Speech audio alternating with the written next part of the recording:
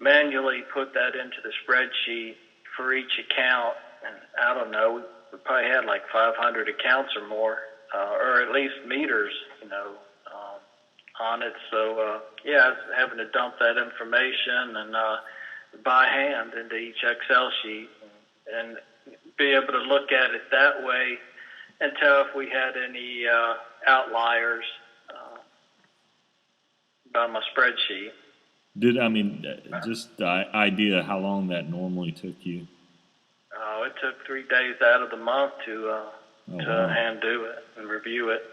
Okay, and now what would you say it takes to identify the anomalies? It takes email, and probably within an hour we're up and running into the new data, and it's really great to do that. And then we have the different cases that come in. We take our time doing the cases, Alex, as you probably know, and we try to take care of the cases within that same month, but it's not like we have to do it right that same day. Right, and just so folks know, they may not be able to relate to what you're saying. By cases, you mean when the data comes in, it's imported into UtilityTRX, and then that goes through an audit process that identifies the outliers that you'd mentioned, and then those are the cases that at that point you're looking at those cases to see, and Deborah as well, to see if there's any issues that need to be addressed. Is that right, Deborah and Barry?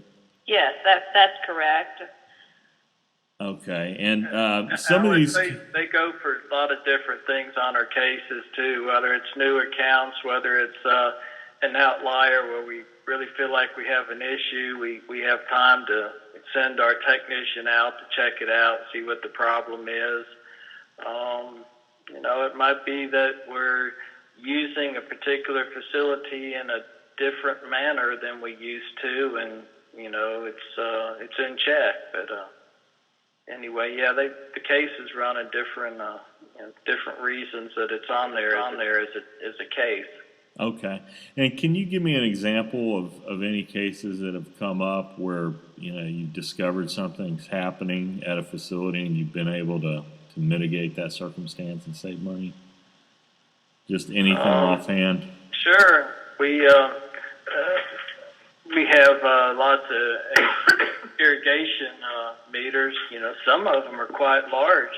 And anyway, all of a sudden, out of the blue, have hundreds of gallons just more than the month before, or more than the same time a year ago.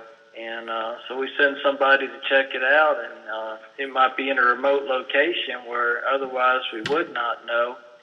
And so we can do something about that and stop that, and that saves a lot of money. And then Huntsville Utilities can work with us on that as far as we can show them we had it repaired, and they help us out with that type of thing. Okay, and you also mentioned something on a boiler.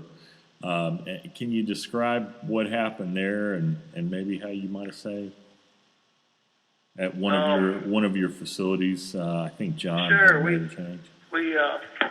What's nice on the system that we found on it is that we have our controls technician, and